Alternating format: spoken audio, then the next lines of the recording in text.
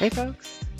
You're listening to the Ginger and Chocolate Podcast, real talk about mental and physical health. I'm Lindsay Hyken, and along with my co-host Mike Ergo, we're here to talk to you about all things related to physical and mental well-being, as well as our own love of endurance sports, and to share the other random thoughts that pop into our heads. You can find us on Instagram at Ginger and Chocolate Podcast. Join our Facebook page, Ginger and Chocolate, and look us up by name, Lindsay Hyken and Mike Ergo on Strava. If you have questions, comments, or topic ideas, feel free to direct message us through our social media accounts. And if you enjoy the show, please leave a rating and review on iTunes or wherever you get your podcasts. Now, let's get to the show.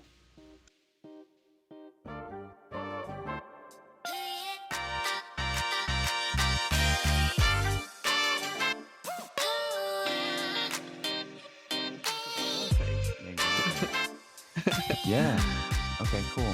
Well, hey, everybody. Welcome back to another episode of Ginger and Chocolate. And I'm Mike, and I'm joined by, as always, my wonderful co-host, Lindsay. What's up, Lindsay? Hey, what's up? Yeah, having a weird start to the week. Yeah. These things You happen. too? I'm actually really excited today because as of the day we're recording this, I'm going out spearfishing with a friend in the ocean. So cannot wait. Now, does that mean you get in the ocean water and then you be looking for stuff and then try to spear it? Yes, it does. I dive in the ocean down to the bottom, and then I have a spear gun and like a little pole spear, and I jab at things with it and try to get fish. Wow. And then, yeah, Okay. so my good friend I've known since mid 90s, went to middle school together. He's coming up for that. Sweet. Yeah, it'll be good. Are you gonna be down here by Half Moon Bay? No, I will be up near Jenner, which is, Oh, yeah, for yeah, those of yeah. you not familiar, on the Sonoma County coastline. Mm-hmm. Mm-hmm. Yes. I like Jenner. There's a really good restaurant there. That's what I've heard. If you Yeah. remember yeah, it's like a high end. I mean, it's the middle of nowhere, but it's like a Yeah. high end restaurant. It's amazing. And then the cycling is good around there. Oh, yeah, definitely. So, Like Kings Ridge, and then yeah. Josh and I like to stay up. We like to rent a house by kind of like Bodega Bay Mm-hmm. area, and we do some rides around there, Coleman Valley Road, it's a famous one, but then we go over Monterey and then up Kings, and then go up Kings Ridge and drop down by I think it's called Seaport. Sea Ranch? Not that far. Um, it's about 20 miles north of Jenner on Highway 1. Okay. So if you go Kings Ridge, there's two ways that you can drop down. One's closer to Jenner and this one's the further way up. And then so you ride along the ridgeline all the way, and then you drop down That sounds like a cool a ride. long descent and you end up at, I think it's called Seaport. It's literally like one building. Oh, So it's okay. not like it's not an actual town, I don't think. I guess there's people up in them hills, but it's not Yeah, like, exactly. A lot of weed growing going on. Yeah. Oh, yeah. And there's a Buddhist monastery up there too. But then you drop down, and then you do just the rollers all the way back towards Jenner, and Oh, then that's there's a cool. nice little coffee shop there on the ocean. You can get some hot cocoa. That sounds good to me. Yeah, definitely be wanting something warm to drink after being in the ocean all day. But Hmm. yeah, so that's me. Actually, I have a funny story about that. Josh and I did that loop together when we were probably I'd say about a year and a half into our relationship, and he's a significantly faster rider than I am. I Yeah. mean, you know, he's a guy, he's fit, and he races road bikes. So there you go.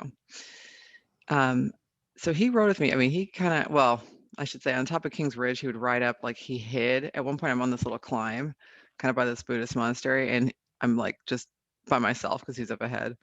I'm Hmm. talking to myself because it's miserable on this part of the climb, Yeah. and he just jumps out of the bushes. He's like, ah, because he was bored waiting for. But then we got down and we're riding on one, and he was like, just stay on my wheel. I'm like, I can't ride 20 miles an hour over rollers. Like I just So at some point he just dropped me, and I was like, whatever. So I'm riding along, but it was, at that point, I mean, because the whole ride is like 90 miles or something that we did. So I was tired, right? Yeah. And I was like, this motherfucker didn't even wait for me. And I finally get, as I'm riding, I I ride up, and as I'm about to pass the little coffee shop in Jenner, I see Josh sitting. There's like an outside deck, and he's sitting there, and there's some chick sitting with him, and she's like, you know, and I pull up and I look at him, and he's like, oh, and he stands up, and I just like started pedaling, and I just like rolled back to the car, and he was like behind me, like, well, I mean, and I was like, nah, mm-mm. So mad. It's like, I'm exhausted. You left me alone. And then I pull up and he's like, she just sat down. I was like, I don't care. I don't need to pull up and see you flirting when I'm tired and beat to shit. Yeah. Anyhow, okay. What are we talking about today? A couple different things. I think dealing with grief, and Mm. then we're gonna jump into some vertigo talk. Fun stuff, right? I know all about that. Yeah. Yeah. Yeah. It's been a week for me. I had to put Mm. down my cat that I got as soon as I got out of the Marine Corps and got home. And Mm. a part of me feels a little ridiculous for being so attached to a cat. But the other bigger part of me says, you know what? This is a creature that really helped me to find my way back in a lot of ways from serving overseas. And so he's a 15-year-old cat, and Oh. my kids have not known life without him. Mm. Got him as soon as I got out of the Marine Corps, and uh, happy little dude. But it was time, and he was definitely hurting. So Mm. it's a hard thing to like go to a vet's office and know you are going to cause an animal to die. Um, Mhm. it's funny. I have way less emotions about like in my former job of helping people die Mhm. um, than I do with animals. So Helping people die. helping people die. I realize this is not a funny topic, but the way that you just put that was Yeah, pretty funny. you need to die. Let me help you out there. Let me help you. Well, okay. So first of all, let me just say, never feel ridiculous about grieving the death of any living being because, I mean, everyone has their own beliefs, but I think we're all one. I mean, you know, we all contribute, um, and we all have a place in the universe. And for me, animals are like a huge part of Mm-hmm. my life. I've always loved them. I've always found so much comfort in the friendship and love, the unconditional love that Yeah. they give you. And I think that's so. Never feel sad about it. In fact, I say flip it. And when I've had people who were like very clearly, when I was grieving the loss of an animal, kind of like, "Oh, you're sad about that?" And I was just like, "You're a bad person if you don't Yeah. understand that." Like it's a living being, and it's part of my family. And particularly this one, I saw the pictures, and you know, um, something that's helped you get through the like emotional trauma of being in war like that is Yeah. really special. Yeah, definitely. Yeah, and raising animals from when they were young, like young kittens to all the way through life. Uh, it's a big thing. So, yeah, I was Yeah, I was broken up about that on Saturday, and then yeah. fortunately, like because of COVID now, you can't go into a vet's office at all. So what happened? What was really nice though is the vet came out and administered the Mm, sedative, and then the euthanizing agent mhm, a little while later, so I could hold him, as he was mhm. going. I was there with my wife, and my daughter, and they were sad too, of Yeah. course, but part of life, part of life, and I think it's healthy to feel all the feelings and let yourself feel them. It's been a big part of my story is finding the space and the willingness to grieve. And so a lot of us push that away because we don't like it, and it turns into anger, it turns into bitterness, turns into just stuckness. Mm-hmm. So allowing ourselves to grieve doesn't mean we have to just, be blubbery messes all the time, but it means, and it doesn't mean like trying to move on with your life, but if you're grieving an animal or a person, in my mind, it's more about solidifying the connection with that thing. Mm-hmm. It's And honoring the connection too. yeah, yeah, exactly. So you don't have to get over it. You just get through it. Mm-hmm. Now, you're more of the therapist than, and I'm more of the accountant. Yeah. So I have no actual knowledge about this, but I understand that. Well, a couple of things. First, I wanted to ask, does this bring up other grief when you experience something like this? Because this is something Oh I yeah. noticed in my partner was that when our dog Sparky passed, we had same. I mean, she was been around forever, and we put her to sleep a few years ago, and I was incredibly sad about it, just missing her Mm-hmm. specifically. But I think for Josh, it brought up because he had lost his mom a couple of years before that, and then someone else special in his life the year before that. So I felt like it just reopened a bunch of grief that was Yeah. still there. Yeah. Grief has an interesting way of doing that. It's like there's this big well of grief, and you can tap into different, I guess, sources of it when you're grieving one thing or one person Mm, or one animal. And I don't know exactly how it works, but it's my overly simplistic idea is that there's things we need to emote and express. mm, And if we've cut that short in any way, subconsciously or consciously, it'll come out. And so there's things still left to process, and it helps unstick that energy and get it through us. That makes a lot of sense. And it's interesting. I think um, it makes sense for everybody. I mean, we all have our different reasons why we tamp down emotions. But I definitely feel like in male culture, like, Yeah. I feel like Josh had just emotions he needed to get out. Mm-hmm. And I noticed, each time someone passed away and he had sort of the permission, like especially a human, when they passed away, he had permission to cry about it. It was like I felt like he was crying over everything in his 40 years he had not been able to cry over. You know what I Yeah. mean? Uh-huh. Because, has a memory of being told, you can't cry when he was young. Oh yeah, not allowed for Men don't guys. cry. Yeah. So I feel like that's part of what happens when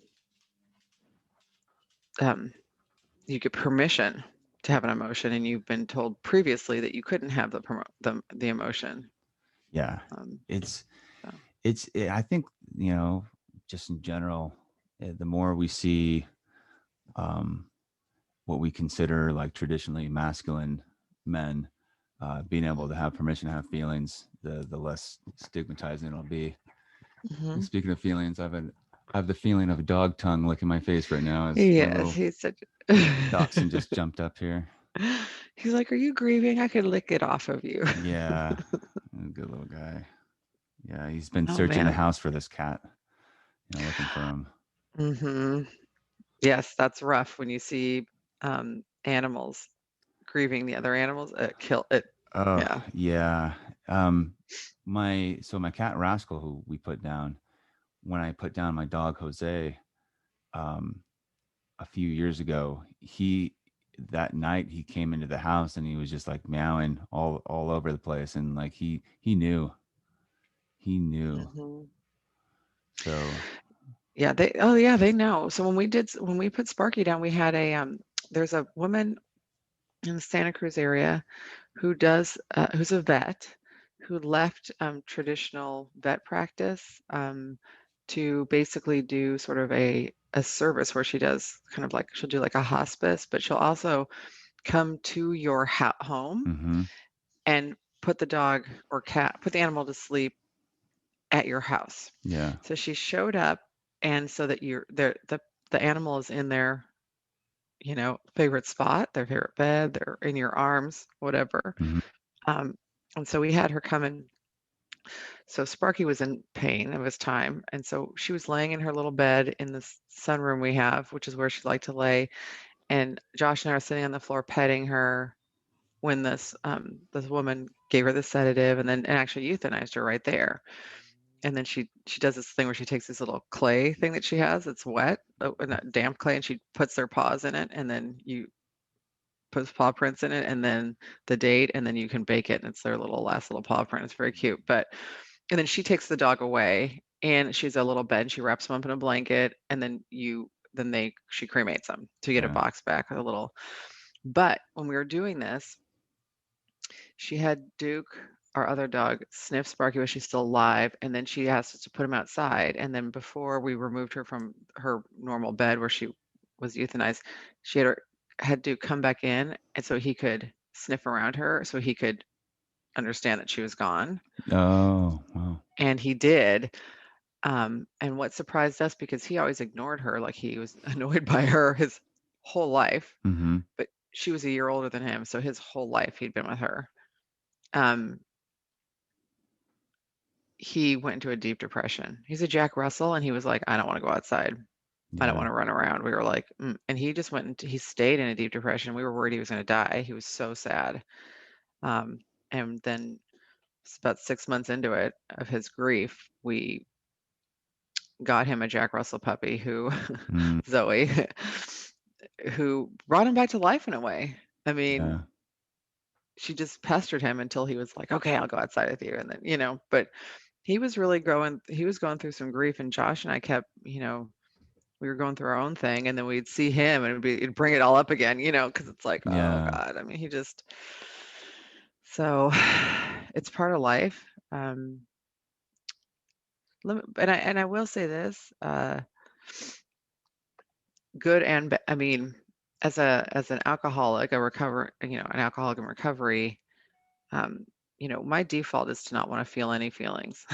That's why I Yeah. like alcohol. I just, it would zone it right on out. Mm-hmm. Um, so for me, Sparky was the first um, death in my sobriety. Um, and, it was hard to feel the feelings. Um, but at the same time, it was sort of a gift because I'd had other animals and people pass, and I just drank through it. Yeah. And it's Yeah. like that grief, the way that I grieved um, it wasn't a complete process. Exactly. Yeah. So you had some Stuck, and I just didn't honor, there's Mm-hmm. regret to a certain extent. Like I didn't honor the relationship. I don't feel like, I just, yeah. So this is, I think what you were saying about feeling all the feelings is a good thing. It's the hard part of being sober. Yeah. It's also the good part of being sober. It is. And that's the thing with this is that, like I reminded my daughter as she was crying and we're there putting him down, is that yes, it hurts and it's sad, but it's sad because we love so much. And that's something we can tap into. And that's Hmm. it's a good thing. I grew up being more sensitive, I think, than the average person.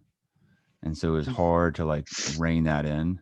And I get embarrassed, like about being so sensitive when I look around and people like aren't crying at something and I'm like trying not to, especially as a guy, right? But it's okay. It's more about just learning how to manage that and direct that energy to something productive. It's Okay. instead of just letting um, the sensitivity overwhelm you all the time, Hmm. being able to handle it. It's like you've people who are more sensitive than average, I think, have a fire hose of like emotions when they interact with the environment. Hmm. And if you don't have a good handle on it, it's going to go everywhere. But if you can get a better handle on it, it's still the same amount of energy, just directed into things.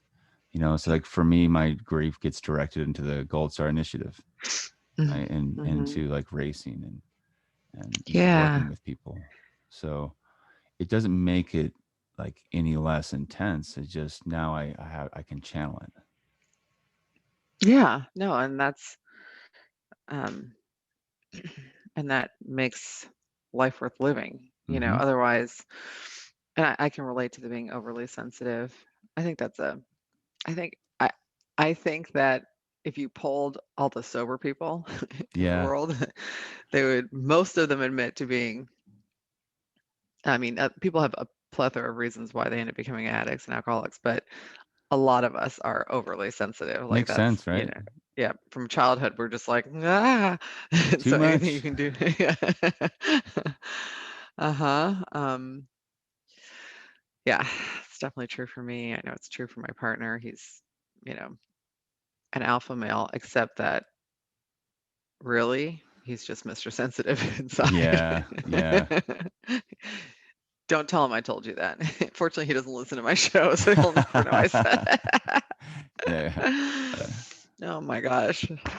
Well, I'm sorry that you're going through it. I mean, I know that it's inevitable with a pet, Mm-hmm. but it's always heartbreaking when it happens, especially when you have young kids and they have to learn about this topic. Yeah. Yeah. It's hard because so and to some extent I had to rein it in the moment because I had a daughter to take care of, and I had to Mhm. explain to her what was happening. And Mhm. so I needed to be someone who she could grieve around and give her that permission. And then later Mhm. on, I was able to grieve when I didn't have that responsibility. Right. Right. So, No, that makes sense. I have a delayed thing that happens for me when I don't know, I think it's from um I've shared on the show before that I have no idea. It's probably from a bunch of things. Being overly sensitive, and so I developed this tool of immediately shoving my feelings down yeah. first thing, and it's almost like to the point of automatic. Um, sorry, I'm sniffing so much. I'll tell you guys why in a minute. It's medication related, but It's okay. I'll sniff too. we just lost half our listeners. They're like, ugh. Maybe we should chew some food on here too. Ooh, yeah, or sip coffee. I keep muting myself so I can sip. Um, I also think it has something to do with the domestic abuse I went through, Yeah. where I learned to just shut her down, so that Mm-hmm. emotionally, um, that was my way of dealing with some of the more violent abuse that I went through. Um, and I've talked about that on the show, I Mm-hmm. think, before, Yeah, but yeah. When we had Dr. Shauna Springer on. yeah, yeah. Oh gosh, that was amazing. So what I'm saying is when something emotional, like a grief situation, something's about to happen, it might take me like days before I grieve. So Sparky, our dog, started having it like Josh and I were sitting there one day after work, and we had noticed that there was like a throw up throughout the house, like a couple Mm-hmm. different places, which we were like, and we were talking about it, and right then Sparky had a seizure right in front of us. Yeah. And it's funny, we were sitting on the edge of the bed, and she was in the bed, she was in the bedroom, and I could see her. Josh was facing the way, so he would have had to turn to look at her. Mm-hmm. And I guess I made this, like said, Sparky in a way that freaked him out. Like he knew something was wrong. His reaction to that was to curl into a ball. He literally fell over on the bed in the ball and was like, "What?" Like he's just freaked out, right? He was like, duh. And I went over and grabbed her, and she was having the seizure. And I'm like telling him, I'm like, I think she's having a seizure. And he was just panicked. Like he couldn't even do anything. He did. And I'm the opposite. I'm like into action mode. I'm Mm-hmm. not panicked. I'm not upset. I'm not crying. I'm not screaming. I'm like, Josh, get up, unfold yourself. You know what I mean? Yeah. I just started telling him what to do. I'm like, get a blanket. You come over here. You're going to hold Sparky. I need to call the vet. So I called and then I get him in the car and I'm driving. And he's just like holding her and he's completely freaking out and he's upset and he's crying. And I'm just like, do this. We do this whole thing overnight, blah, blah, blah. We end up getting the person to come like a day later. So it's 48 hours of this. And I'm still no emotional about it. It's not that I don't love Sparky. I mean, I'm worried about her, but I'm like Yeah. in do mode. We euthanize her. Josh is like sobbing.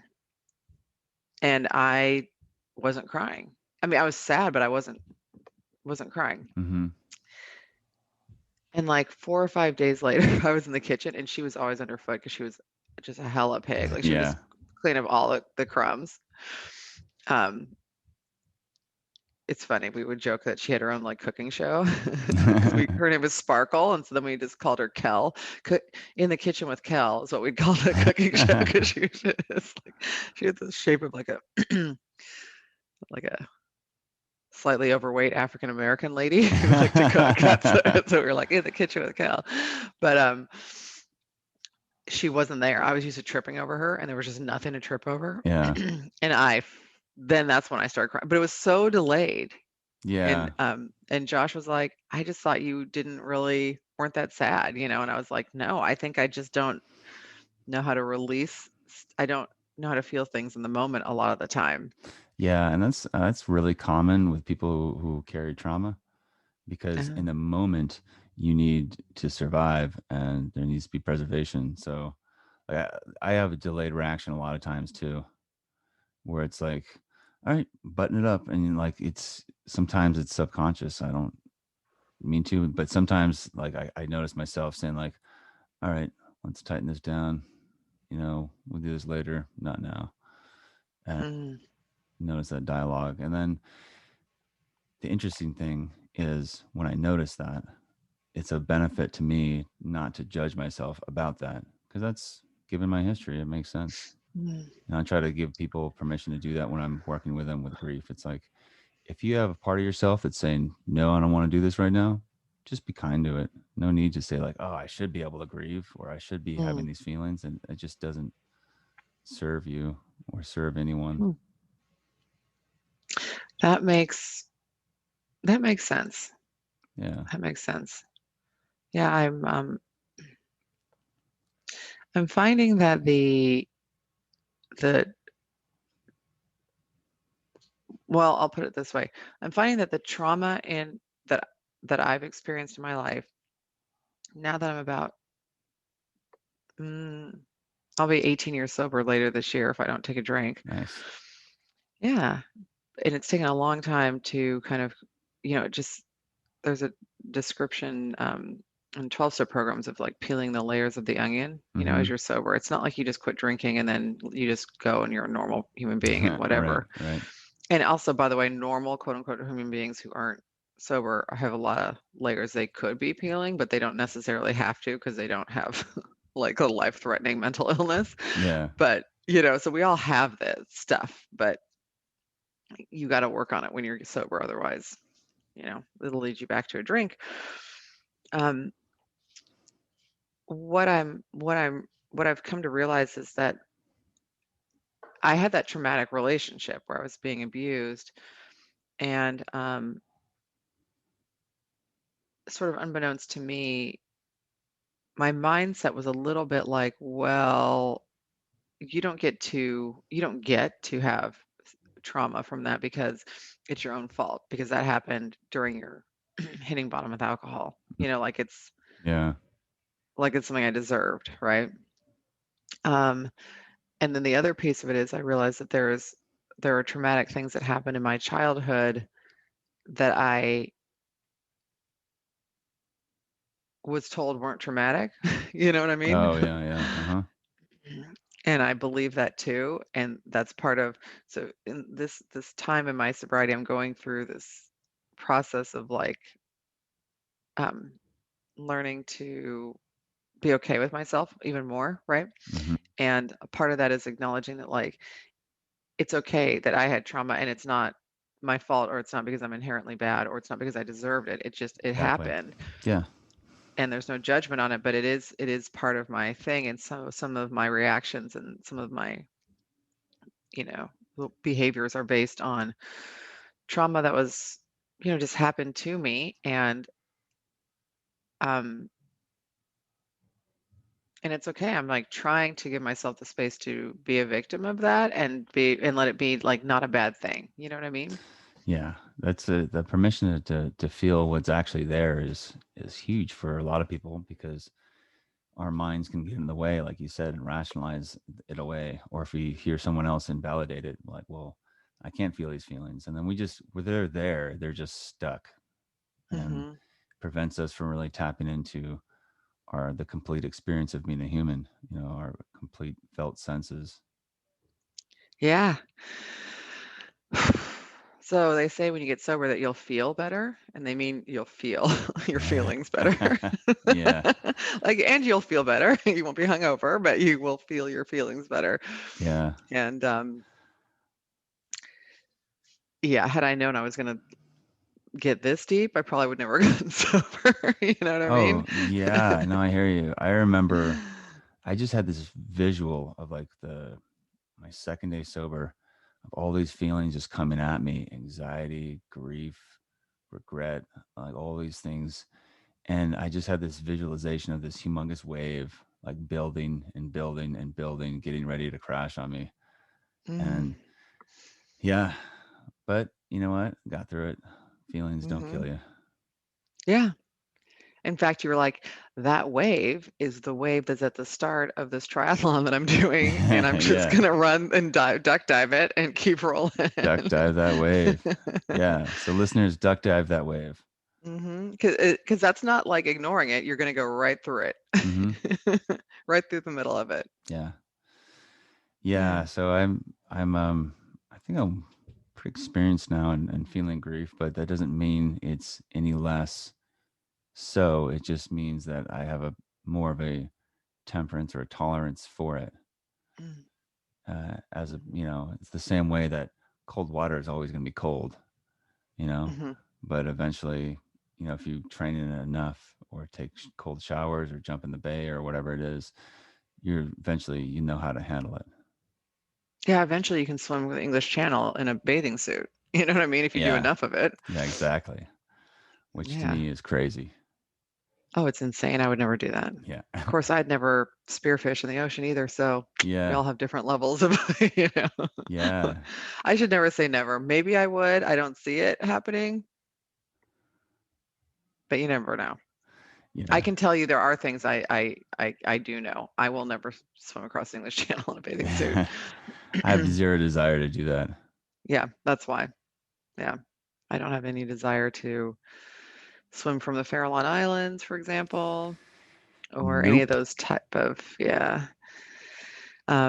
Speaking of which, I mean, just to shift gears a little bit, unless you Let's go. have some, okay. Gears are shifted. So tomorrow morning, I'm starting my early morning open water swims with my girl Heidi, who's been on the show, friend of the Heidi. show. Heidi, we are going to be open water swimming in Foster City on Wednesday mornings together. Super excited to have my swim buoy and I mean my the little bright thing Mm-hmm. Yeah. so that people see us. Yeah. Good thing to have. Uh-huh. I'm very, very excited about it. And we're swimming in Foster City where it's basically pretty safe, you Mm-hmm. know. That's It's good. like a lagoon type situation, not an Yeah. open ocean situation. So it's been a while. I was trying to remember. I think I did some open water swimming in the Redwood City Lagoon last year, but it was probably around this time. It was like a year ago. So it's Mm-hmm. been a minute. Yeah. But I'm trying to get ready for Ironman 70.3 Oregon in July, and I'm like, I Oregon. want to get, Yes. yeah, brand new Ironman, y'all. 70.3. We'll be racing the same day. I love it. I know. Well, you're going to be doing Ohio. the yes in Ohio. That's awesome. So is yours a river? You river swim, lake swim? That is a great question. I haven't looked at that yet. We're doing the Willamette River, and so and we're Oh going with yeah, the flow. So I've done that. ooh, ooh. Yeah, Yeah, I've swam the so that should be Willamette. nice. That'd be nice. So it should be nice Yeah. swimming with the current. Yes. Feel like a rock star when you're swimming with the current. You're like, you know what? I'm actually pretty good at swimming. Yeah. Yes, I have that experience. And then I've Um, had going against the tide, like yeah. overshooting like the entrance to aquatic park and have the Oh, tide like, ebbing, going out, leaving the Golden Gate and like feel like I'm on a swim treadmill. right, right. I did my first year of triathlon. I did the Marin Tri, which is up by China Camp, Oh yeah. and the bay right there has a really strong current. Yeah.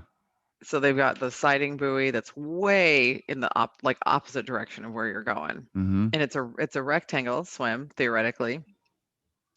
So you swim out to the buoy, you got to fight the current, but the current is actually so on one of the long sides of the triangle of the rectangle, which is fine. So I was kind of swimming and I'm like, God, I feel pretty good. And then we came around the buoy and then it was like still kind of going in. It's great. And then I had the long side of the triangle at the end against Oh, the that's current. tough to do at the end too. It was at the end and I was like, you could see there was like this bush Yeah. on the shore. I mean, and every time I breathed on my right, I was like, that bush is still right there. Like it's not going. It took me forever. In fact, I got out. I was so exhausted. I just sat down in transition and just ate some blocks. I just sat there. I was like, I can't. I Yeah. gotta get my shit together before I get on my bike because the bike was a climb right out of Oh the yeah. gate on that Yeah. one. So it was brutal. Yeah. It sounds like it. I've been there, done that. So yeah, so I'm super excited for tomorrow, although I'm a little nervous because of my recent uh bout of vertigo. When are you getting vertigo? Is it when you're bending over or just like standing up straight or like how is it coming? Oh no, I've never had it before. I was sitting at my desk yesterday morning, around quarter to 12, working on Mm-hmm. spreadsheets. And if you scroll through something kind of fast, you could get a little dizzy if you're scrolling through Yeah. spreadsheets. Uh-huh. So I had that, but and I thought, oh, but I mean, so I just stopped and was doing something else so I could quit scrolling through for a minute. And then my stomach started clenching and I just was getting dizzier and dizzier and I wasn't even looking at anything at that point. Oh And my wow. head just started pounding and I was like, what and I got super dizzy and then I threw up. Nice. I'm like, what? And then I was just like, "Rrr." It felt like, have you ever been super hungover to the point where you think you probably did some damage to your own brain? Oh yeah. Yeah, a lot of times. Yeah, it was that one of those situations. And I felt like that, like where I was like, ooh, like my brain felt off if I turned my head at Yeah. all, it would. So I just shot off an email at work and was like, I don't know what, because I'd never had vertigo. I was like, I don't know what's happening, but I'm suddenly, I mean, because within a space of 10 minutes, I went from feeling fine working on my spreadsheets Mm-hmm. to literally throwing up and being like, I can't, I'm so dizzy. I went and laid down. I slept for like 2.5 hours, just passed out. Woke up, was laying there. I was like, I think I feel okay. My head was still, I still had a headache, but I was like, I think I feel, sat up, started walking, whoop, spins again. I'm like, shit. So then I went and laid back down. And anyway, ended up calling Kaiser and they gave me a doctor's appointment, a video appointment. And he was like, oh, he had me do this thing where he's like, there's a video appointment. He's like, okay, turn your head really fast to the right on 3. And I did. And I was like, oh, that didn't feel too bad. And then he's like, turn your head really fast to the left. And I did that. And I was like, huh. I mean, it was awful. And he's like, okay, it's an inner ear thing. So he explained that there's these little tiny little hairs, they're like grains of sand basically in your ear, and that are used to um, they move with gravity, and that's how they keep your equilibrium. They're in Oh both right. Yeah. sides. Uh-huh. And he said people who have allergies are prone to these things getting dried up, and they basically stick, so they don't move. So like Oh. which I have really bad allergies.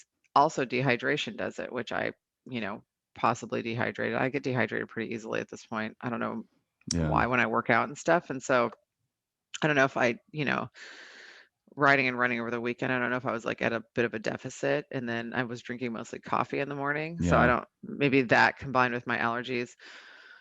Um, but he said that that's what causes it. And so he ended up giving me like he basically just gave me an anti-nausea medicine that he's like, you take it at night, it'll just knock you out. Yeah. And then he gave me some nasal spray, not a steroid, but something else that I guess goes in and kind of will help dampen these things again so they can, he's like, all they need to do is stand back up, but you have to get them unstuck. It was the weirdest. So I feel way better today, yet still a little like a Yeah. little spacey, but I'm glad significant. I you feel mean, the better. room's not spinning. That's really good. So I'm hoping that I'm all good tomorrow and that when I'm breathing in the water, I'm not like, huh? Exactly. Yeah. Man. Yeah, I don't have it that It's bad. I have weird. this weird thing where if I'm bending over, like especially like if I'm at my aero bars, I'll have the experience of doing a flip in my head.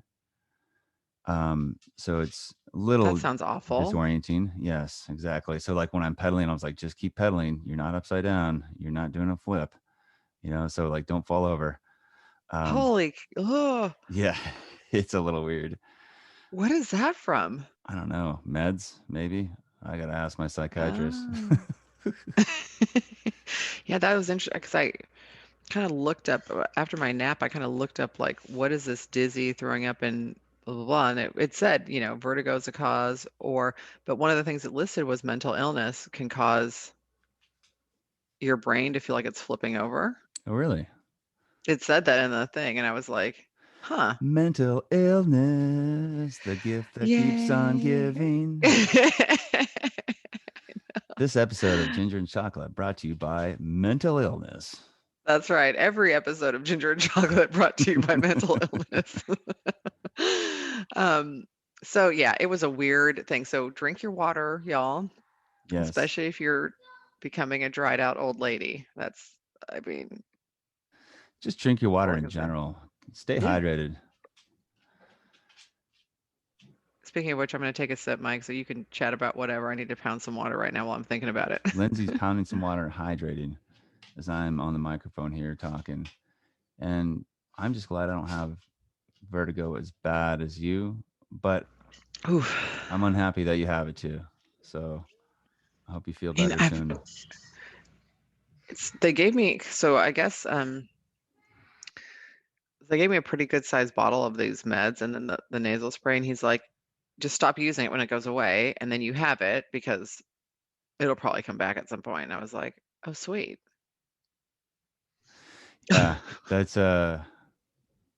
exciting news, right? That it'll Uh-huh. come back at some point.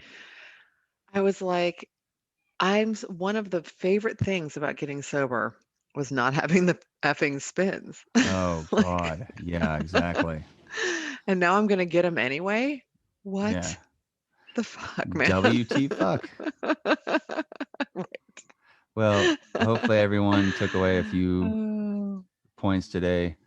Mm-hmm. If you're having the spins or dehydrated or having vertigo, drink some water, Mm-hmm. go see a doctor. If you're And if you're grieving. feeling some grief, allow yourself to feel it. It's okay to feel it. And the Mm-hmm. more we allow ourselves to feel our feelings, the better off we'll be. Mm-hmm. Just one last thing to connect with the grief, with some physical activity. One thing I did find that felt kind of good was to get out and do some trail running, and then, kind of out in the middle of nowhere. Yeah. And I did feel comfortable like out there by myself to sort of just kind of cry it out, Yeah. ugly cry while I was running out on the trails. And if I felt really good at the end of that. Crying and running, I'm no stranger to that. Yeah, I like that. Hmm. I reserve it for select moments out on the trail when I am alone. Yeah, I mean, I don't do it right near the trailhead where there's a bunch of people walking, where I'm just like, Yeah, ah! But I mean, if you get out a couple miles, there's usually no one out there. exactly. Yeah. All right. Well, I think we did it. I think we did it. And yeah, next week, guys, we have a very different podcast from this one because we're scheduled to be interviewing the race director for the new Ironman Oregon 70.3, Love it. Joel. So we're going to talk all about that race and why it's a good one for newbies. It's a good first half Ironman. So if you're listening to the show and you are a new triathlete and you haven't done something longer, I don't know, you got time. You could still train up and hit it. Yeah, you got time. Well, Yeah. cool. All right, everybody. All right. Take care. Bye.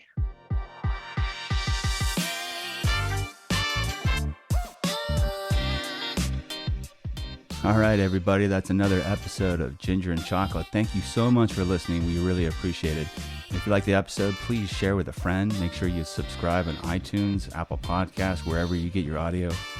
Check us out, Facebook, Instagram, and email us with any ideas for the show or feedback at gingerandchocolatepodcast@gmail.com.